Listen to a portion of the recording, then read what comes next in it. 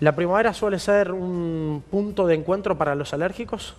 Sí, en realidad sí, sobre todo los alérgicos estacionales, ¿sí? Como digamos, hablábamos recién, un alérgico puede ser todo el año, ¿sí? Sí. Cuando hay una alergia perenne, o estacional particularmente cuando es más que nada en este caso los póleres, que arrancan fines de agosto, septiembre, hasta todo el verano. Eso es bien estacional, la alergia estacional. Para ir determinando, ¿las alergias se definen según qué tipos?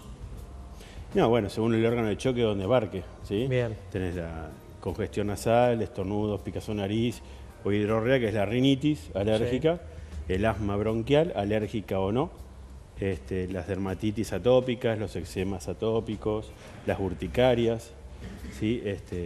Bueno, y alergia a drogas, alergia a medicamentos, alergia alimentaria, o sea, en realidad son varios los tipos de alergia que uno puede estar presentes en un paciente, ¿no?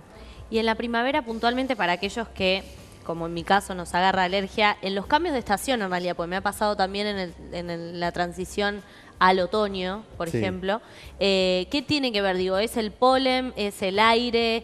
¿Cuáles son los factores que principalmente afectan? En realidad, en este caso, los cambios de temperatura bruscos también son factores irritantes, ¿sí? El frío es un factor irritante que para un paciente alérgico lo puede sufrir tanto bronquial como a nivel nasal. Pero lo que me decías con el tema de los polenes, sí, ya a partir de fines de agosto o septiembre ya se arrancan los árboles, ¿sí? Principalmente el plátano y fresno, el ciprés, apolinar, ¿sí? Y después siguen gramíneas y malezas más que nada en lo que es más verano, pero hay un tema con el tilo, ¿no? Que es como decíamos recién, el folclore del tilo, el tilo no polina.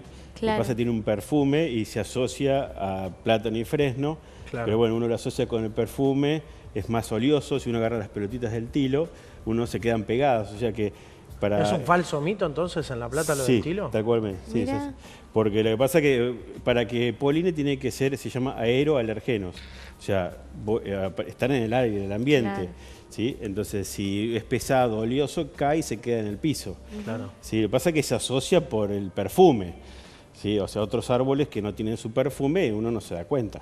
Y sin embargo provocan alergia a los alérgicos. Exactamente, exactamente. ¿Por qué se pueden producir? Porque yo soy, como decía recién, me sentí identificado en varias cosas. Traje acá el cosito del asma, que tengo asma, congestión nasal todo el año, picazón de ojos, todo. Hay una nariz prominente, ¿no? También como para ser alérgica. Pero eso es una cuestión fisiológica. ¿No? Pero ¿por qué se puede producir? Ya desde chico, ya estoy acostumbrado. Hay una sensibilización previa, ¿sí? Que viene genéticamente, o sea, la gente es alérgica genéticamente, seguramente con papás alérgicos o abuelos alérgicos, uno tiene mayor predisposición a tener alergia que uno que no tiene antecedentes familiares. Uno viene genéticamente predispuesto a ser alérgico a eso, ¿sí? O sea, por eso están las pruebas de testificación para determinar a ver a qué sos alérgico.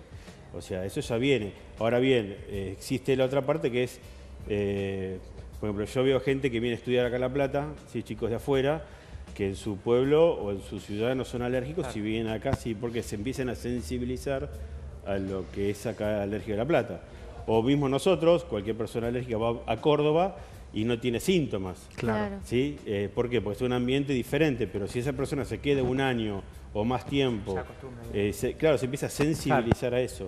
Es más, uno se puede sensibilizar a diferentes cosas también. O sea, como decías vos recién con... Gracias. Vos puedes, un ejemplo, vos empezás a tratarte con específicamente una inmunoterapia, un polen que seas alérgica. Y capaz que después empezás a andar mal. No es que no existe tratamiento, quizás te sensibilizaste a otro polen. Claro, y a eso quería ir.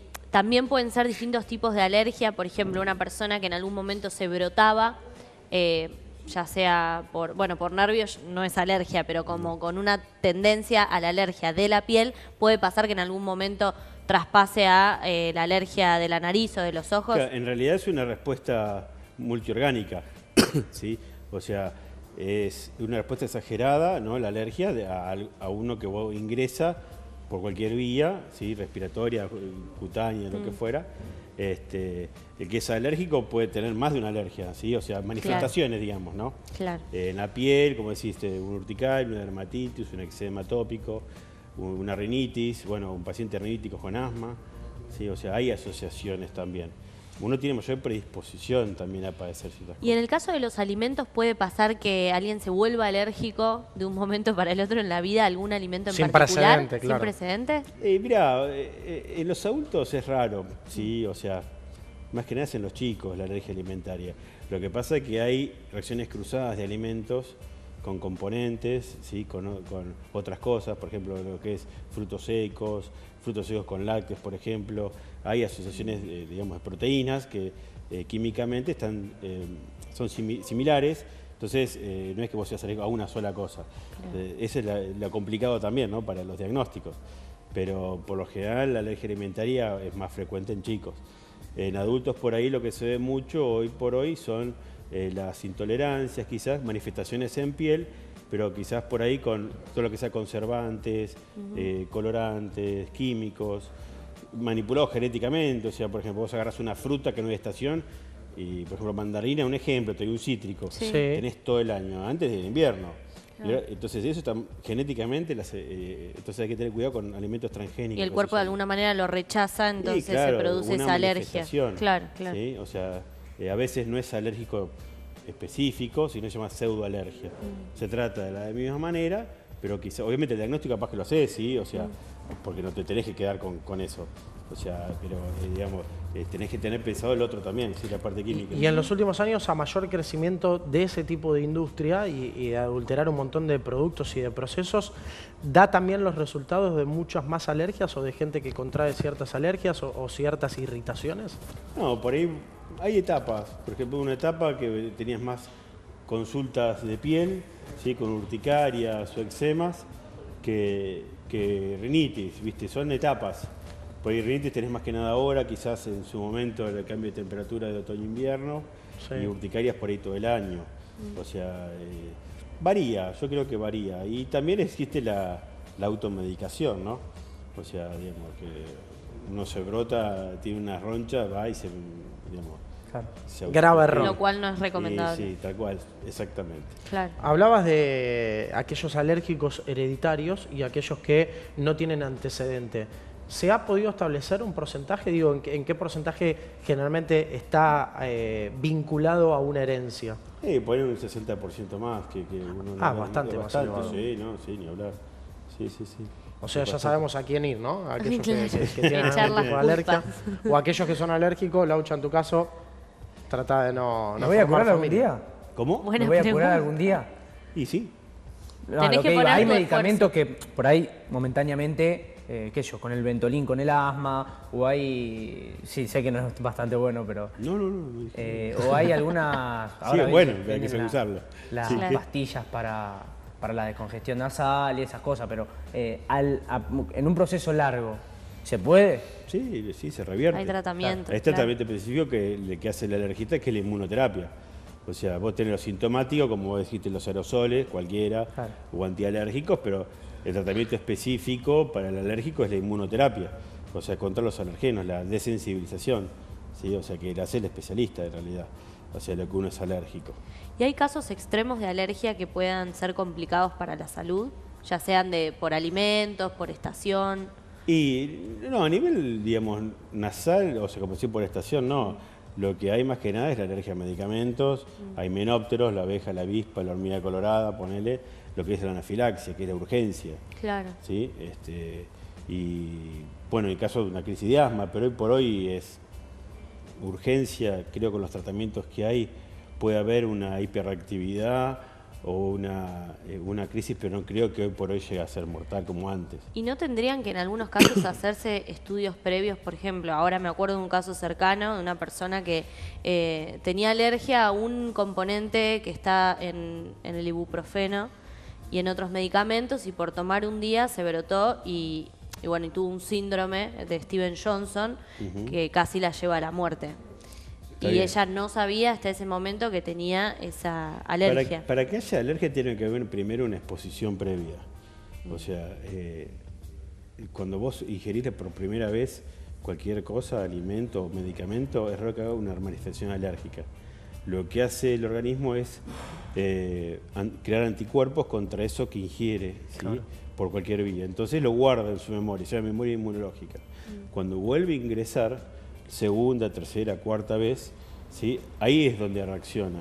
Claro. Por eso, con una pastilla, un alimento, si vos te brotás, no creo que sea alergia, a no ser que lo hayas, ojo, con las que yo te dije reacciones cruzadas, ¿sí? A nivel proteínico, pero el caso de los medicamentos es bastante particular porque a veces son reacciones pseudoalérgicas, ¿sí?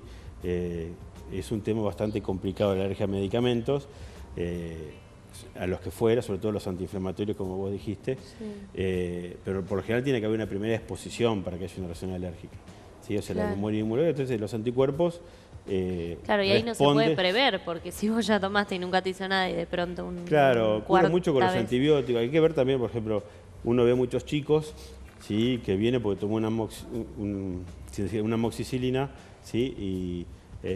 Y se brotó, ¿sí? Bueno, como efecto adverso existe el rash que se ponga rojo. Entonces, ¿qué estás? ¿Es efecto adverso o es una reacción alérgica? Claro. Entonces uno tiene que evaluar ahí todos los antecedentes, evaluar qué ingirió, qué comió antes, hasta 72 horas antes, reacciones tardías también, no significa que pueda ser aguda.